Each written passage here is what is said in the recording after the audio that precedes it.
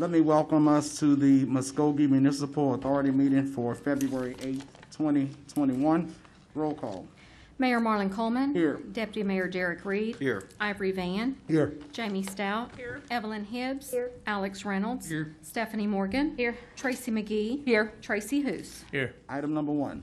Consider approval of MMA minutes, January 11, 2021. We've all had an opportunity to review the minutes. Do we have a motion or an adjustment? Move for approval. Second. Properly moved in second. Further discussion? Roll call. Tracy Hoos. Yes. Tracy McGee. Yes. Stephanie Morgan. Yes. Alex Reynolds. Yes. Evelyn Hibbs. Yes. Jamie Stout. Here. Yes. Ivory Van. Yes. Deputy Mayor Derek Reed. Yes. Mayor Marlon Coleman. Yes, the item passes. Item number 2. Consider approval of MMA claims for the month ending January 31, 2021. Do we have a report of the claims?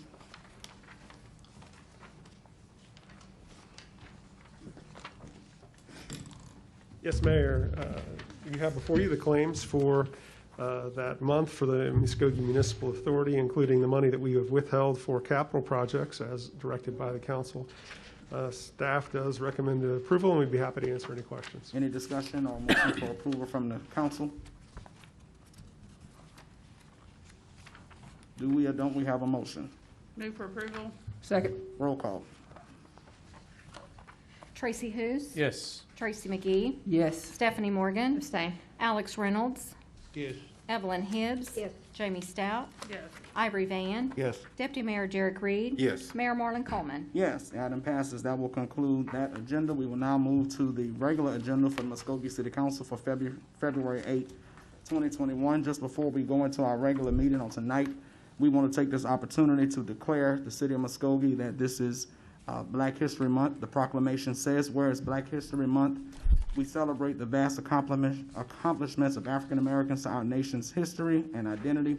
And whereas we celebrate the diversity of African Americans where they self-identify, and whereas the foremost purpose of Black History Month is to make all Americans aware of the struggle for freedom and equality and opportunity. The American experience and character can never be fully grasped until the knowledge of Black History Month assumes its rightful place in our schools. Now, therefore, be it resolved that the mayor of the city of Muskogee does declare the month of February 2021 as Black History Month in Muskogee and encourages all of our residents to honor and recognize Black history and culture adopted this 8th day of February 2021. Here is a view of the proclamation. Join me in celebrating it at this time.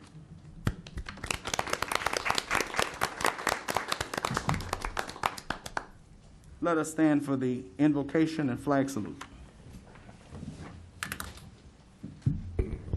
Father, in the name of Jesus, we come tonight, O God, asking your blessing for direction and wisdom upon us as a council. God, I pray that you give us the direction that we need for the more than 37,000 people that you've entrusted us with, for their safety, for their well-being, for their prosperity. Give us this direction. In Jesus' name we pray. Amen. Please join me for the flag salute. Attention, salute, pledge.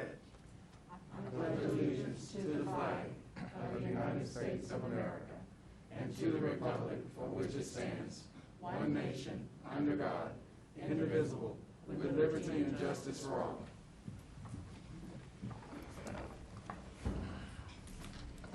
Roll call. Mayor Marlon Coleman. Here. Deputy Mayor Derek Reed. Here. Ivory Van. Here. Jamie Stout. Here.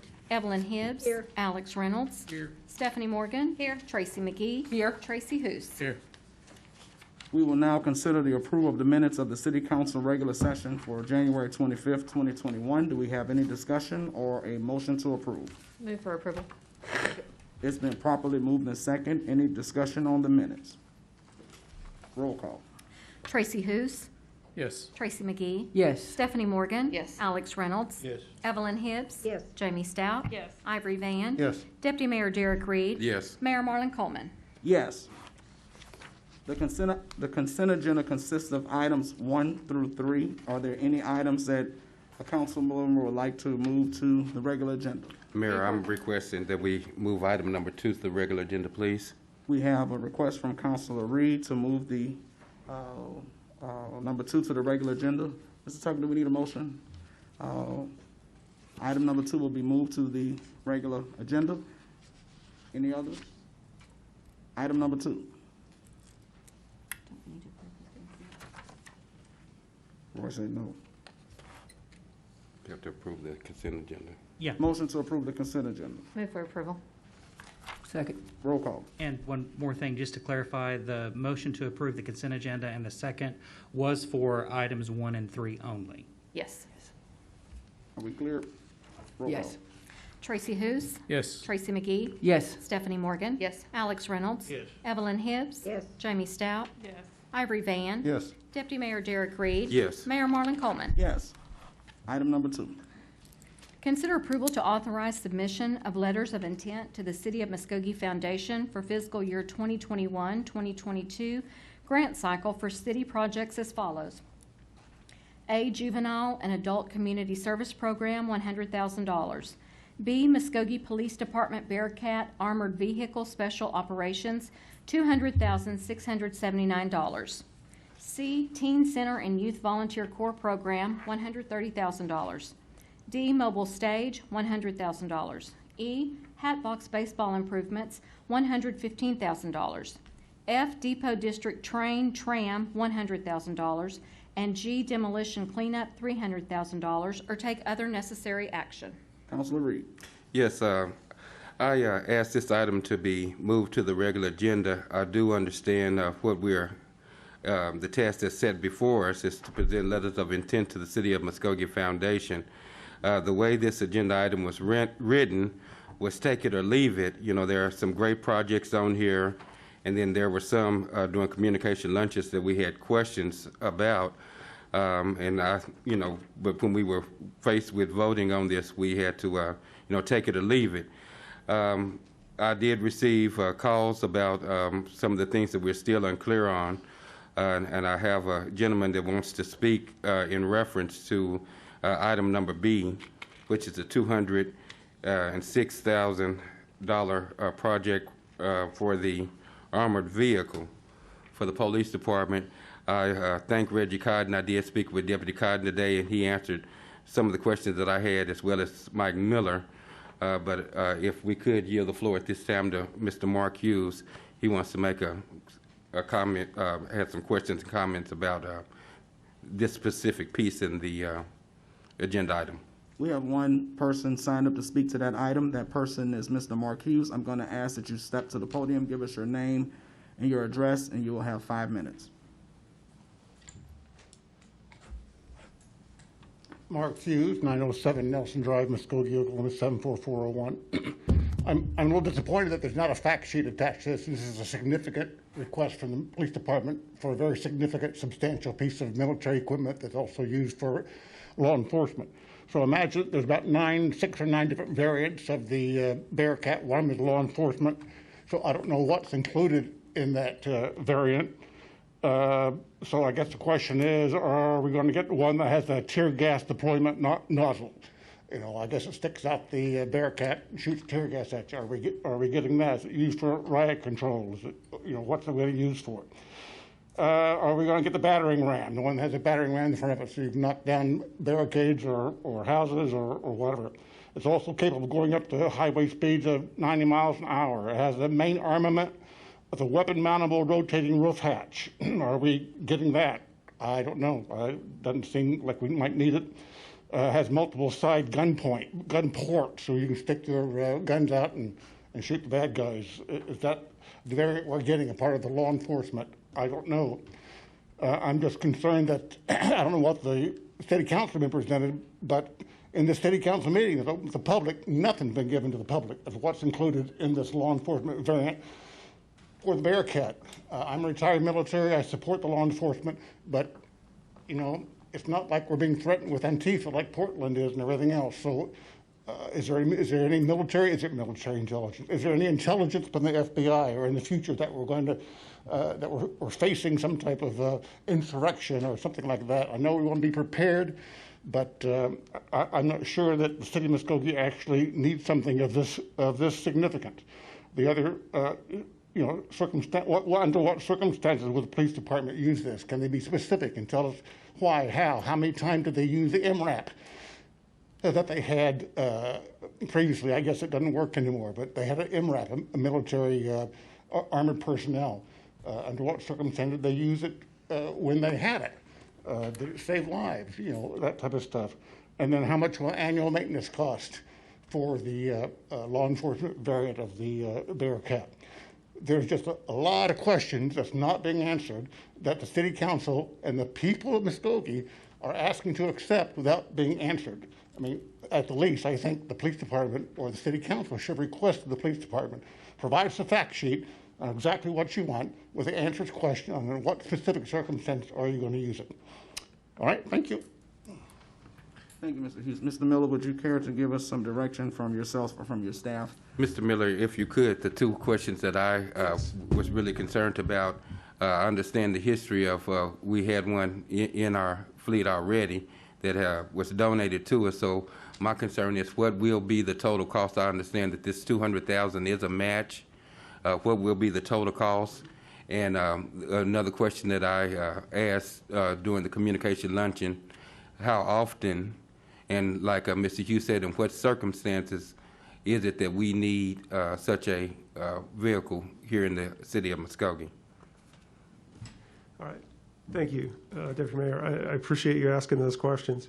And I'll address those, and then I may have a broader information as well, but I want to address your questions first, sir.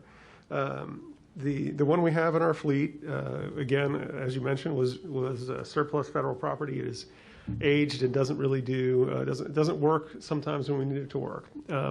So we got that for free, and so you're asking the total cost.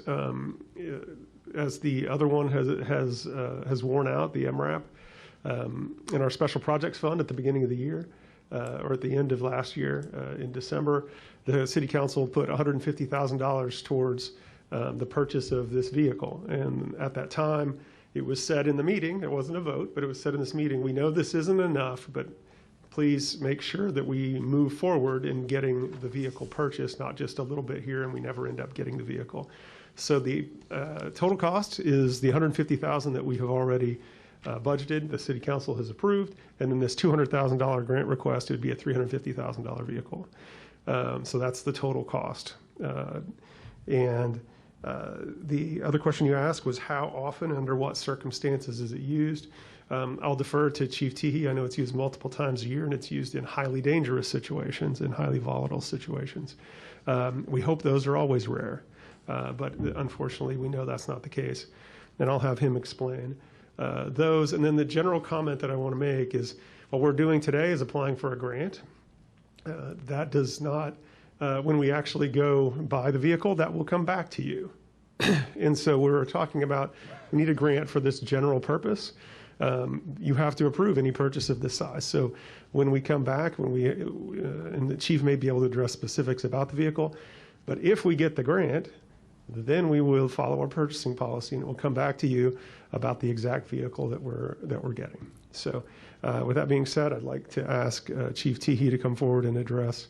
Oh, do you have another question for me, Yes, sir. Yes. And another question I was wanting to ask, I don't know if you can answer this or either Chief Teehee, what other municipalities of the size of Muskogee has such a vehicle in their police fleet as well?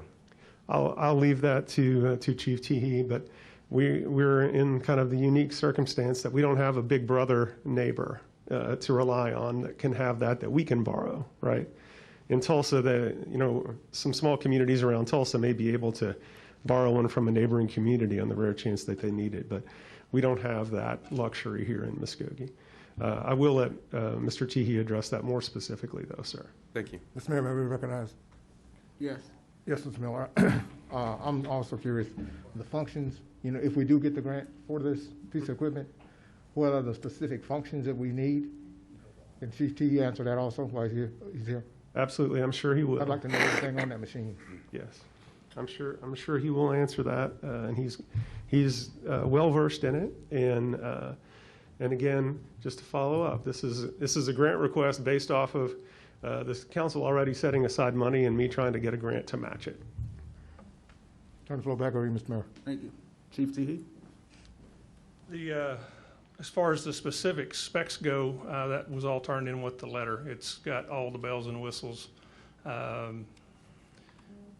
I was not a big favor of this for many years until we had officers that were ambushed this past year. You may recall we had them pinned down by rifle fire, and I've become a big proponent of it in a hurry. It's not just about the money, and I understand that you all have a fiscal responsibility as far as money, but to me it's about the safety of my officers. They have one in Broken Arrow, they have one in Tulsa, Highway Patrol has one, and the BIA has one, Oklahoma City has one, and kind of just to piggyback what the manager had said, we're kind of that big brother in this area, so anything from to the east and south, we're called on to assist, whether it be the county sheriff's department or any other smaller agencies around. So that's kind of been what we've done. The reason that I became a big proponent of this particular vehicle is when we had the officers that were under rifle fire a few months ago, while they were taking fire, they could not get this door open because it's so heavy. This is something that's meant for war. It was given to us for $1 because it was surplus. It's worked, it's been used and has fulfilled its purpose. But if we're looking at what is best for the safety of our officers and our citizens, then it's for this vehicle that we put in for. Again, I was not an opponent, I was not for this vehicle for many, many years until we had the situation where we had officers that was taking rifle fire just a few months ago. And I'll be happy to answer any other questions. Do we have other questions for Chief Teague? Thank you. Thank you. Do we have other discussion from the council concerning item number 2? Or Move for motion approval. to? Second. We have a motion and an approval on item number 2. Do we have any other discussion? Roll call. Tracy Hous. Yes. Tracy McGee. Yes. Stephanie Morgan. Yes. Alex Reynolds. Yes. Evelyn Hibbs. Yes. Jamie Stout. Yes. Ivory Van. Yes. Deputy Mayor Derek Reed. Yes. Mayor Marlon Coleman. Yes, thank you. We will now go to item number 4.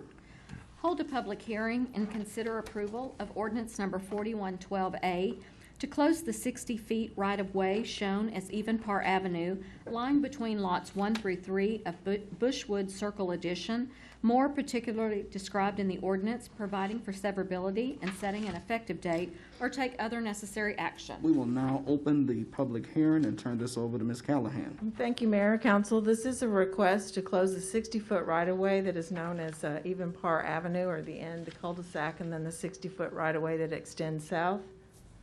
It is a request because the east half was discovered that it did not meet the city specifications. The west half was able to get inspected by city staff, and it did meet the specifications, but with it not meeting the city's code for streets, it would need to be a private street.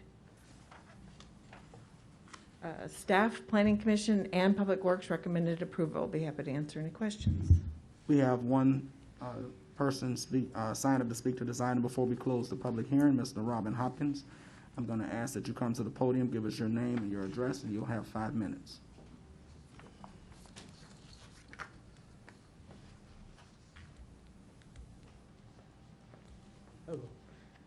My name's Robin Hopkins. I live at 4104 Eagle Crest Drive here in Muskogee. One question I have is, if they close this, make it private, there's still a drainage problem from this. And will they be able to go back and fix this later on? That's a question. Ms. Callahan or someone?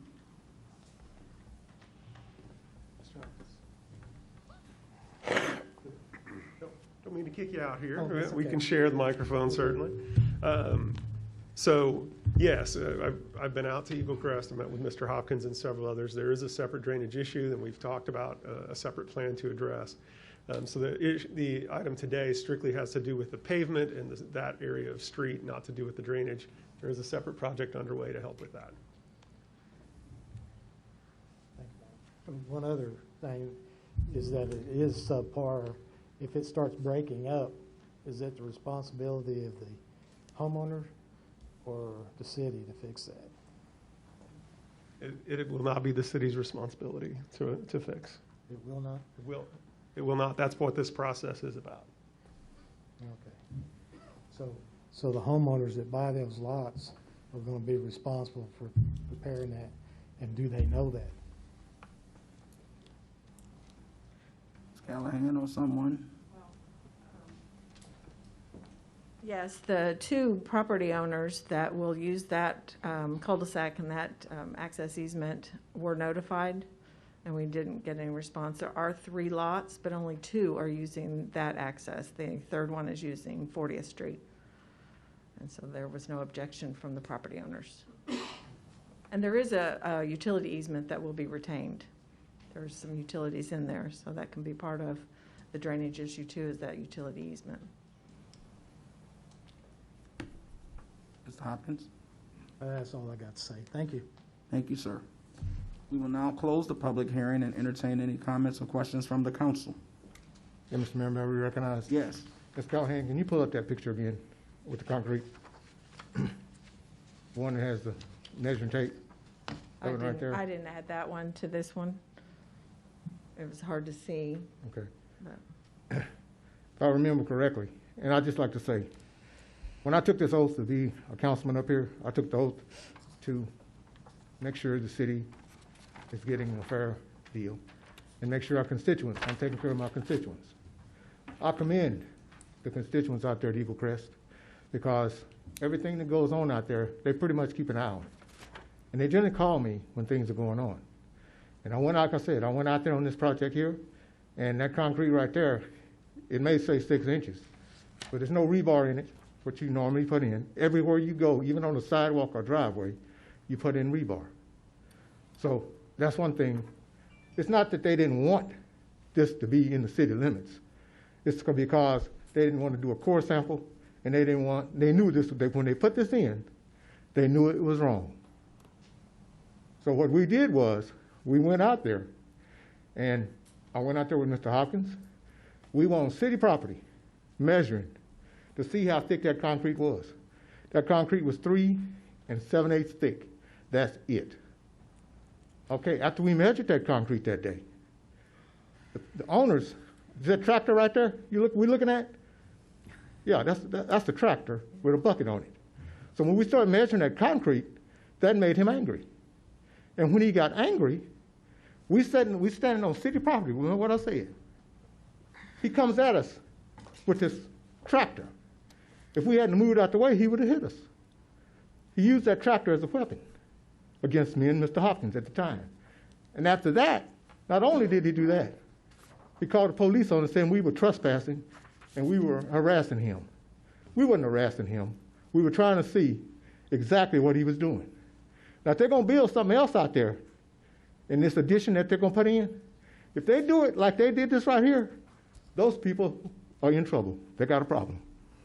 They're going to have a problem because that showed me right there, this piece of work right here showed me that he is not a contractor that can do good work, and he's not a contractor that you can trust. And that's the honest to God truth. So I appreciate all the people in Muskogee that take the initiative to go out and look at their community and watch these people, what they're doing, because it helps. It helps me as a councilman when I get calls like this. So I just wanted to make that clear tonight because I know on Facebook I get criticized all the time, but they don't see what I do every single day as a councilman. All they see in me is negative things. This right here, it keeps the city from being liable in case our city trucks, and me and Mr. Miller, we got an understanding on this. Our city trucks go on this, we're not responsible for this piece of concrete. Am I correct, Mr. Miller? Correct. We're not responsible for this. So I want everything, I like things documented, and I like things noted. That way it won't be something going back later and say, well, you got to fix this. But this project right here, this cul-de-sac, my whole time as a councilman, I never will forget this cul-de-sac or this problem. Because I never had anybody call the police on me for doing what I think is right. And I wasn't trespassing that day or Mr. Hopkins. We were doing the right thing, trying to protect our constituents. I'll turn the floor back over to you, Mr. Mayor. Thank you. Ms. Callahan, Did I hear you or someone state that this street was not installed correctly? Just the east half was not poured at a time when city staff could go out and do the inspection. So in order to determine if there was the correct depth of concrete, it would had to have core drilling all through it and possibly a re-pour to correct if it was not exactly the 6 inches required. So they did pour the west end correctly, and it was inspected by the city staff. The east end, they chose not to do the core drilling and have to re-pour the whole cul-de-sac and make it a private street, and they take on the responsibility with property owners. I think the broader question I'll have now may be for Mr. Miller, and that is, will this be a precedent for other residents to just start pouring in correct streets?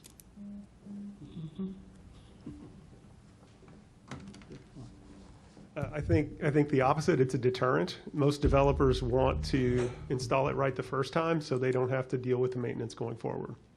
And so this action basically says if you don't do it right, it's your problem, not our problem. So I think if your question is, does this open the door? This is our process for if people don't follow if they don't come up to city standards, the responsibility doesn't fall to us. So if we don't do this, I feel like it encourages people to cut corners. If we do this, it shows that we hold our standards high, and if you meet them, then we'll take the street into our city inventory, and if you do not, then you're responsible for that future maintenance, not us. Because I think what a lot of us would like to see is a process where there are no hiccups in the inspection process, so that if we don't have time to inspect, then they don't have time to pour. Well, we can't stop them from pouring. What we try to do is make sure they coordinate with us, and if they don't, they run into that problem. So it's a burden is on the contractor to make sure that if they want us to take it in, that we know when they're pouring. And if it doesn't, then the secondary remedy is the core samples that we talked about. So we can't stop them from backing up a concrete truck, but we can enforce our rules. I just want to be certain we don't set up a situation for future councils to inherit some of the street problems that we inherited, where other parts of the city were poured incorrectly on private drives, and residents don't understand the burden that they will actually have to assume. No, I think it's important for someone when they're acquiring a property to understand the nature, and that's why we've posted a sign out there that says this is not a city street and that city maintenance ends, so that people, when they cross that threshold, they understand that is not city maintained moving forward. The point you raised is very valid, and so that's why we've taken that step with the signage, and that's why we've taken this step here publicly to make sure that people understand. We want high-quality streets for our citizens. You see that through the CIP and the projects that we've already approved and that are in progress now. And so I feel like I understand what you're saying, and I feel like this sends the message that you're trying to send. And at some point, I don't want to go too far off the agenda item. Mr. Tucker, correct me at any point. I want to be certain that we come back at some point with some stronger policies. Because I'm not quite comfortable that when someone screws up a street, we just give it to them as punishment. Mr. Mayor, might be recognized. Yes. Mr. Miller, you mentioned another core drill at another end of the street. Do you know the results of that? No, we did not. There were not any core drilling.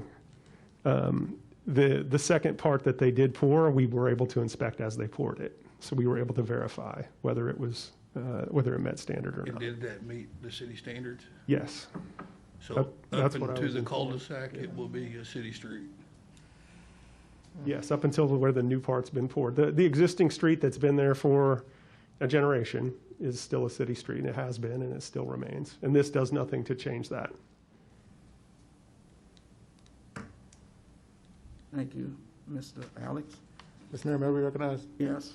Of course, on this core drilling, the reason they didn't want to do a core drilling because they knew they'd done it wrong. They knew what they were doing.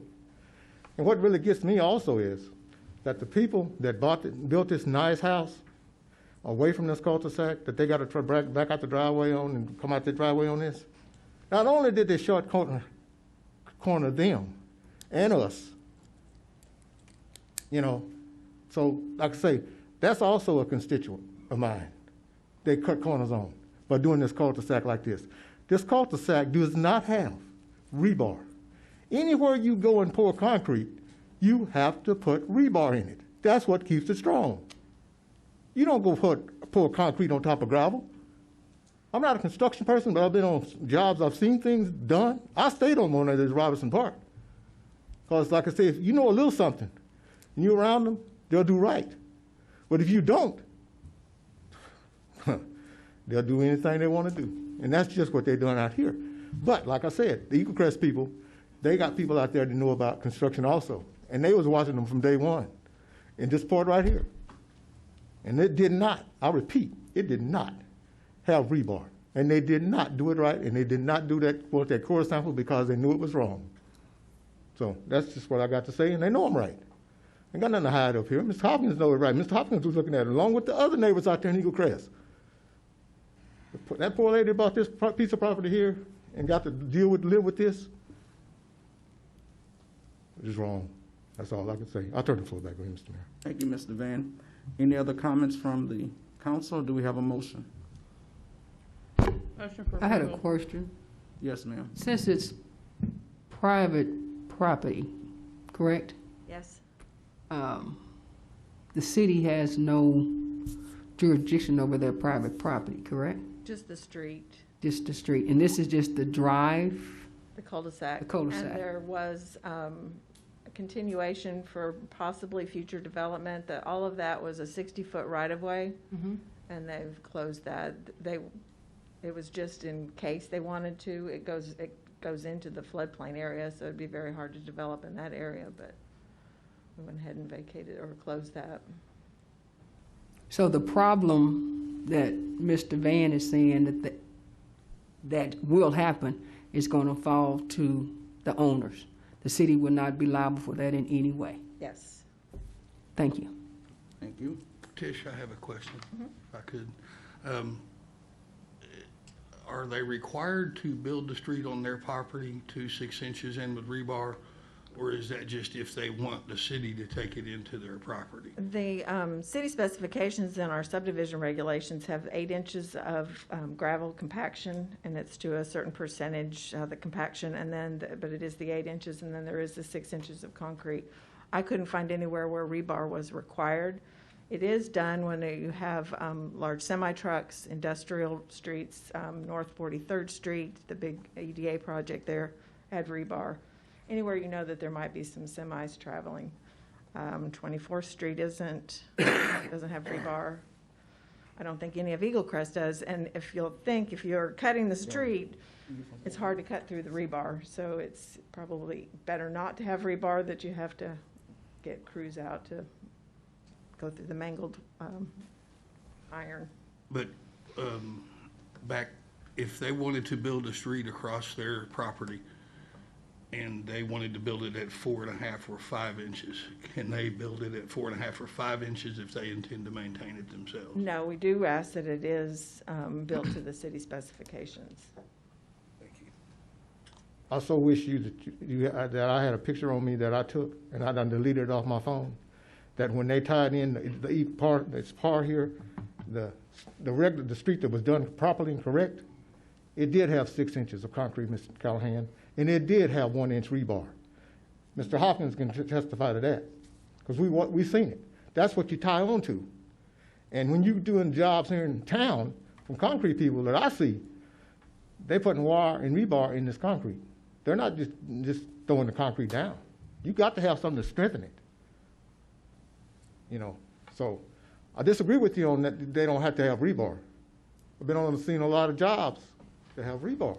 Well, I will say I don't do the inspection, and I'm not the Public Right. Works, and I'm not a contractor, so it would be Okay. something that would have to be ran through Public Works Department. And that's part of, we had a lot of shift in staff during that time, so there was, some of that was a mishap too on our part. Now, I know it's not your fault, Ms. Callahan. I'm not blaming you. Trust me, I'm not. I just know what's supposed to be done and how it's supposed to be done right. I'll flow back with you, Mr. Mayor. I'm Thank through. you. What is the will of the council? Move for approval. Second. It's been properly moved and seconded. We've had ample discussion. Roll call. Tracy Hous. Yes. Tracy McGee, No. Stephanie Morgan. Yes. Alex Reynolds. Yes. Evelyn Hibbs. Yes. Jamie Stout. Yes. Ivory Van. Yes. Deputy Mayor Derek Reed. Yes. Mayor Marlon Coleman. Yes. Item number 5.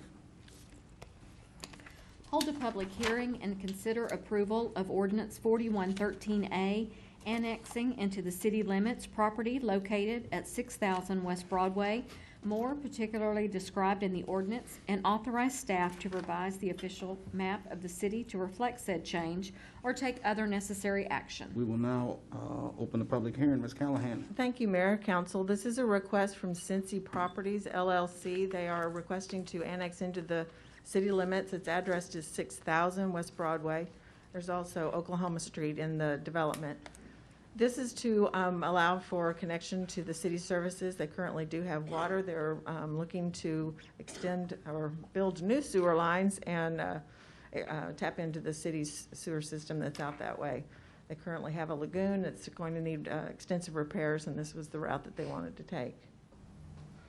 This is the area that would be the new city limits. It does take in their property that has the lagoon, and they're hoping to possibly expand too once they get sewer system updated. Staff, Planning Commission, and Public Works recommend approval. Move for approval. We will now close the public hearing, considering that we don't have any other residents signed up to speak to this item. What is the pleasure of the council? Move for approval. Second. We have a motion and a second. My question is, annexing this property into the city limits means what for the city? We get the subdivision development. I don't know, it's, we discuss it with all the subdivision committee members. There wasn't any objection to adding land. This is another one that would be a street that would then, in its existing condition, just like Eagle Crest was when it was annexed into the city, you take this existing condition, it's not required to bring it up to city specs. It would be maintained at its current condition, which is like a chip seal. But they would get city services, and the rates are city limits rates rather than outside city limits. My next question, I guess, would be for Mr. Miller. Do we have the capacity to maintain these streets, given the fact that we struggle so dearly to maintain what we have?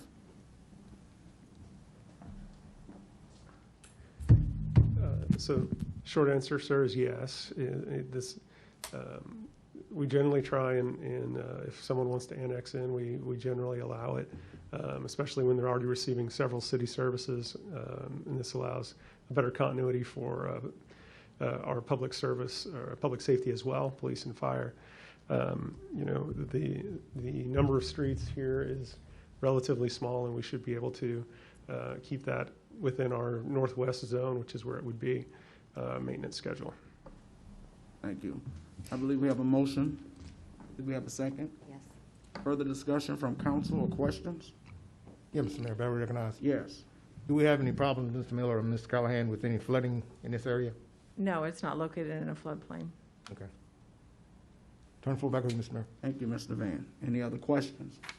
Roll call. Tracy Hous. Yes. Tracy McGee. Yes. Stephanie Morgan. Yes. Alex Reynolds. Yes. Evelyn Hibbs. Yes. Jamie Stout. Yes. Ivory Van. Yes. Deputy Mayor Derek Reed. Yes. Mayor Marlon Coleman. Yes, item passes. Item number 6.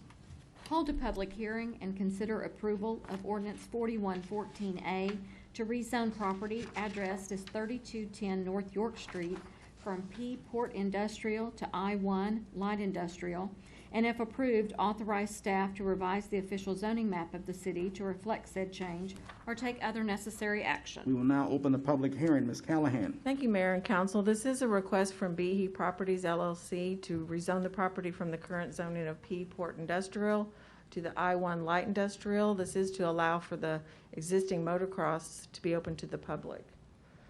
You'll see with the map, the area is outlined in yellow is the area to be rezoned. And then the surrounding zoning classifications, there is still the port property or port zoning classification to the north. To the east is vacant undeveloped land. And to the south is I-1, which is the light industrial. And then across the Highway 16, North York Street, is outside city limits. Staff, Planning Commission, and Public Works recommend approval. The property owner is here if you have any questions. We will now close the public hearing, considering that no one had signed up to speak to this item. Do we have any questions or comments from the council? Move for approval. Second. We have a motion and a second. Any further discussion? Roll call. Tracy Hous. Yes. Tracy McGee. Yes. Stephanie Morgan. Yes. Alex Reynolds. Yes. Evelyn Hibbs. Jamie Stout. Yes. Ivory Van. Yes. Deputy Mayor Derek Reed. Yes. Mayor Marlon Coleman. Yes, the item passes. Item number 7. Consider approval to authorize submission of letters of intent to the City of Muskogee Foundation for fiscal year 2021 and 2022 grant cycle for a downtown revitalization grant in the amount of $350,000 or take other necessary action. Let me start my presentation by saying to the council that it would have been my routine intent to have this listed with the other items that were presented in item number 2. For whatever reasons, that did not make the list on time as it should, and so I'm making this presentation to you all on tonight.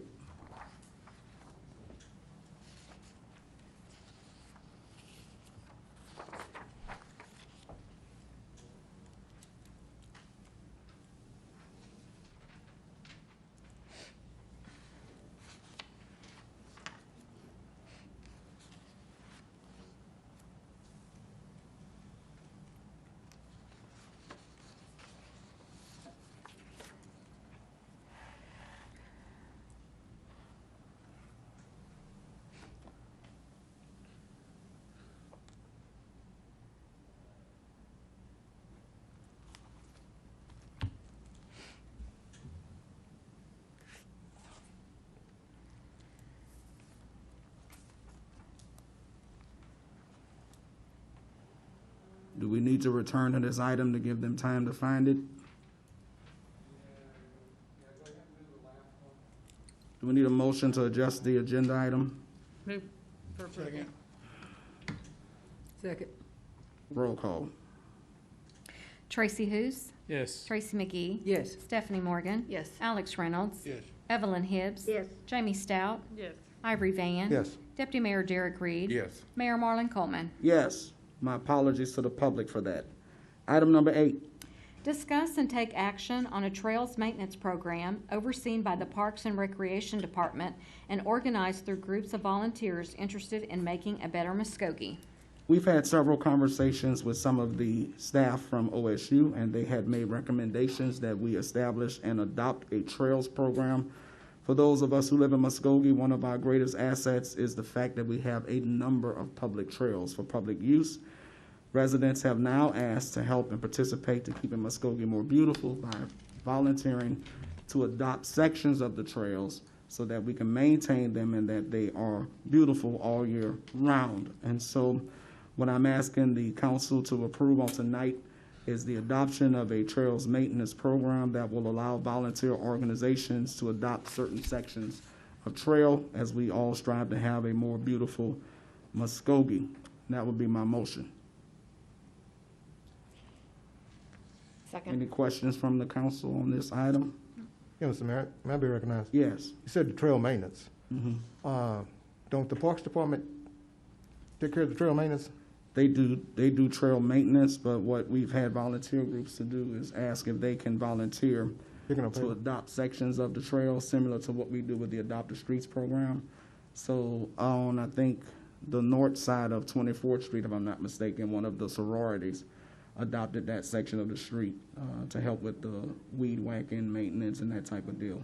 This doesn't vacate the city's responsibility to do it if we don't have any volunteer organizations to do that, or if the volunteer organizations fail, but it does give them an opportunity to adopt that section of trail to maintain. I think that's a great idea. I was just curious, because, Mhm. Turn the floor back over to you, sir. Thank you, Mr. Van. Any other questions? We have a motion and a second? Yes. Roll call.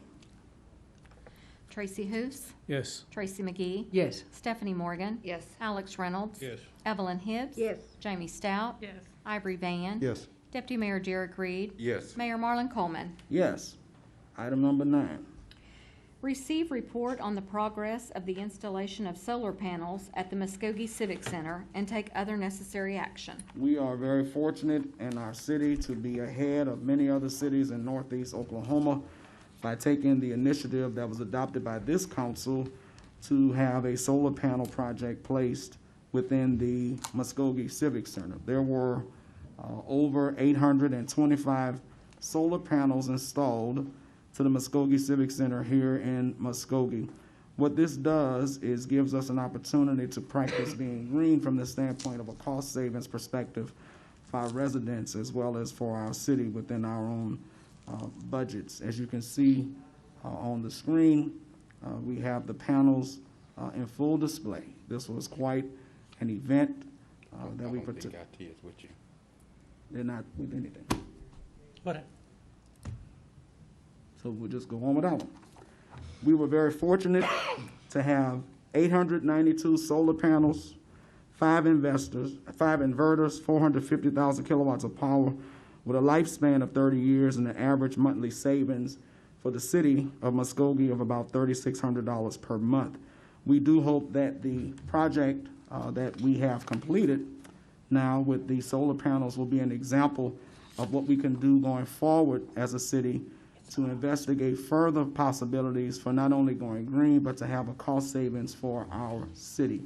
As most small cities across the country are experiencing difficulties with revenues and budget shortfalls due to COVID-19 and the pandemic, we are fortunate as a city to be able to be ahead of the game, ahead of the curve, by being green to minimize costs and maximize our savings. Certainly we want to take this opportunity, one, to thank the council because it was their discretion and their vote to have this project initiated. We want to thank the city staff because it was their responsibility to work with contractors. And I want to give a special thanks to John Cruz and his staff at the Civic Center who continue to do everything they can to make Muskogee great. Do we have any comments or questions from the council? We have great, just to kind of add to your, but we have great staff who that does the great things to help our city. We do. Thank you. Any others? Thank you, council, again, because your initiatives and your fervor for our city are what make these processes happen. That will conclude item number 9. Are we ready for item number 7?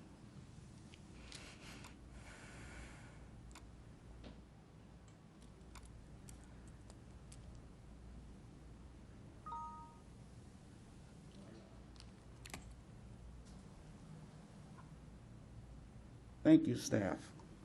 I want to take this opportunity before we go into the presentation to ask our residents as well as our council to take the opportunity to dream about the downtown that we can have here in the city of Muskogee. Several weeks ago, I had the opportunity to travel to Fort Smith, Arkansas on a Sunday night, and it was amazing to witness that although many of the stores were not open on Sunday, Fort Smith took the initiative to streetscape and do the infrastructure necessary so that their downtown will be walkable and a place for families to enjoy when stores are open as well as when they are closed. Before you tonight, we will see several photographs of other downtown areas. These downtown areas did not just pop up overnight. The city, along with its residents and investors, had the stomach and the vision to say, we need to have a vibrant downtown. One of the complaints that we have received in the city for a long, long time is that our sidewalks on our downtown basically roll up at 5 o'clock. We need to be in a position where we can change that dynamic so that our young families can enjoy nightlife in the downtown here in the city of Muskogee. Here is another image of a downtown that is open at night with lights, with curb and gutter, with streetscape. Here is another example with many of the things that we are trying to do to grow our city. One of the things that we should consider, and I would encourage us to do so, is to be certain that we are in a position that we can make the investment for downtown so that our downtown can grow and be a driving point for others to attend. I was discussing with one of my colleagues earlier today about how wonderful it is for many young families to go to the Blue Dome District in Tulsa and ride on scooters. Those are things that we can have in Muskogee if we have the will to do it. Anything we see anywhere else that has opportunity for downtown, we can do it here, but we need to have the investment to be able to do it. So I'm asking my council, my colleagues, to consider approval of this item so that it can be considered with the other letters of intent items so that we can all strive to try to revitalize downtown. As Mr. Miller had said earlier, all a letter of intent is a request. It can be approved or denied, but I think we need to be in a situation, in a position where we can at least ask so that the resources can be dedicated. Before we yield to the council, we have one resident signed up to speak to this item, Mr. Mark Hughes. I'm going to ask that you come to the podium and give us your name and your address, and you will have 5 minutes. Mark Hughes, 907 Nelson Drive, Muskogee, Oklahoma, 74401. Thank you for the opportunity to address, and I wholeheartedly endorse the mayor's effort to make downtown revitalized, especially at night. And I know this is just a letter of intent, but I've just got some questions. We need to be specific about what we're going to use the money for, exactly what's going to happen with it, and will that budget be in line so the people will know where the matching money and the money from the foundation is being used, how it's being used, who's it going to be used for. And I just want to say that I agree with the mayor, make the investment, but I think the city council would also agree, make it transparent. Is there any reason why we cannot put that budget online and show exactly how that money is being used, who's it going to, how much is being paid? My concern is that the city just needs to be more transparent, and when we do projects like this, so the people in Muskogee will ensure more trust in how their finances or tax-paying money is being used. Thank you. Mr. Hughes, I will add to that according to ordinance and city policy, that any expenditure of this amount, if the grant is approved, the staff will be responsible for orchestrating the budget and bringing it back to the council, at which that time line items will be there and the council will have the privilege to either adopt it or reject it at that time. I want to make sure I understand. So when somebody spends X number of bucks to do something that's part of this allowance by the grant, by the foundation, then that money will be in the budget saying we spent $3,000 on this. Mr. Tucker can correct me if I'm wrong, but I think any amount over $25,000, is that the threshold, $24,999? Well, the threshold of $24.99 has to be bid competitively Right. when purchases are made. But regardless, any expenditure is a public record. But yes, but will that public record be on a website so we can see, or is it going to be buried in a file that someone has to ask for? You see what I'm saying? I think the city needs to be transparent in how they're using this money downtown, who's getting it, what's being done with it. I think it would certainly ensure more trust among the people when they know exactly what this money is being used for, and who's getting paid and how much and all that kind of trust. It's just something that's basic to an open government is transparency in how we use our funds. And I'm committed because I'm so excited about downtown to keep the momentum going that we do everything we can to instill confidence in the residents. And so we will make arrangements to be certain that it is very transparent and very public as we all try to grow downtown. Thank you so much. Thank you. Do we have any discussion from the council or motion? Yeah, Mr. Mayor, better re-recognize. Yes. We've been trying to get something in downtown for quite a long time. We took downtown and done away with it when we built the mall. Just forgot about downtown. But I remember I was looking at the historical lady, Miss Anderson. Miss Margaret, yeah. I was looking, it's good to go back and look at how Muskogee used to be downtown. If anybody's never, get with Miss Margaret and she will show you what Muskogee used to be years ago, because it don't look like that now. But another problem I've seen, we spent a lot of money on concrete down there. We gave people money to redo this business and this and that. But you know, downtown, you need to include everybody, not just a certain group of people. You got to include everybody in downtown to come together. Because, you know, a lot of those buildings downtown are taken up. You can't make a party deal out of them. They're banks, they're lawyers' offices, they're, you know, senior citizens' apartments. So I wish we did have something for our young people here in Muskogee to do, because we don't. We don't. It's a shame. They got to go to Tulsa or go somewhere else if they want to have the millenniums, you call them. If they want to have some fun, they got to go somewhere else. They can't stay around here. Not to this dead place. It's a shame it's like that, but it's the truth. We might as well realize that up here. After 5 o'clock, Muskogee shut down. You can't go out and eat on weekdays. They closed down, which we don't need to be going out to eat now anyway because it's COVID. But I'm just saying, under normal condition back then, I used to make this point all the time up here, that we need to have these businesses stay open on weekends, not close down at 10 o'clock or 11 o'clock. You go to other cities, they don't do that. But, you know, I commend you for what you're doing and trying to do, and I hope everything does work out. But I've been hearing the same old song for quite a while now, ever since I've been up here on the council, ever since I've been coming to council meetings about revitalizing downtown. But we definitely need to do something, you know, to make it exclusive to everybody. The chamber needs to get together with people downtown. That's another big part right there, the chamber. They need to get together with the downtown people and bring everybody together. Not just because people are members of that chamber. You shouldn't have to be a member of that chamber. If you're not downtown a member of that chamber, the chamber should still get with you and bring things together. So I just wanted to make that point to the chamber. That's one thing they need to do is get with the downtown merchants, you know, and stuff. So, like I said, I just want to see something done here in Muskogee because I tell my kids 3 things: go to school, get a good education, and get out of here. Because there's nothing for them to do. I'll turn the floor back over to you, Mr. Mayor. Thank you. Do we have a motion? Move for approval. Second. We have a motion and a second. Any further discussion from the council? Roll call. Tracy Hous. Yes. Tracy McGee. Yes. Stephanie Morgan. Yes. Alex Reynolds. Yes. Evelyn Hibbs. Yes. Jamie Stout. Yes. Ivory Van. Yes. Deputy Mayor Derek Reed. Yes. Mayor Marlon Coleman. Yes, the item passes. Item number.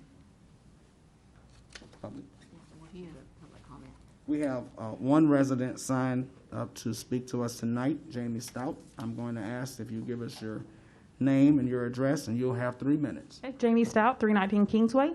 I just, on behalf of the Muskogee Tourism Committee, I wanted to just publicly thank Justin O'Neill for his service to Muskogee and all he has done for Muskogee tourism over the years, and we wish him the best in his next adventure.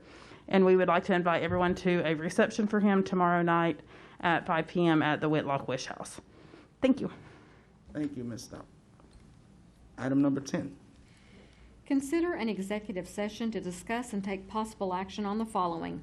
A, pursuant to Section 307C11, Title 25 Oklahoma statutes, consider convening an executive session for the purpose of conferring on matters pertaining to economic development within the northwest quadrant of the city, and if necessary, take appropriate action in open session. Do we have a motion to go into executive session? Move for approval.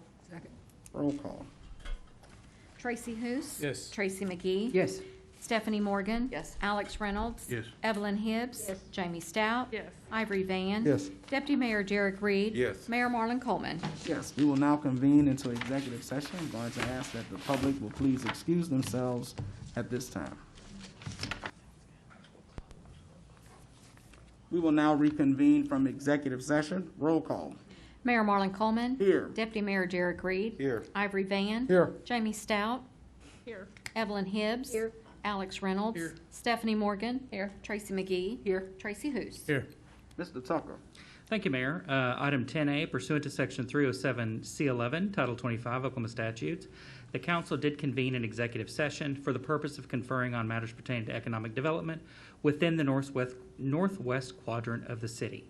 After finding that such matters should remain confidential, I believe an appropriate motion would be to approve authorizing the city manager to negotiate and execute a purchase and sales agreement for the transfer of real property located in the northwest quadrant of the city within the parameters discussed in executive session, all for the purpose of development of services within Muskogee. Move for approval. Second. Roll call. Tracy Hous. Yes. Tracy McGee. Yes. Stephanie Morgan. Yes. Alex Reynolds. Yes. Evelyn Hibbs. Yes. Jamie Stout. Yes. Ivory Van. Yes. Deputy Mayor Derek Reed. Yes. Mayor Marlon Coleman. Yes. That was our final item for the night. We are adjourned.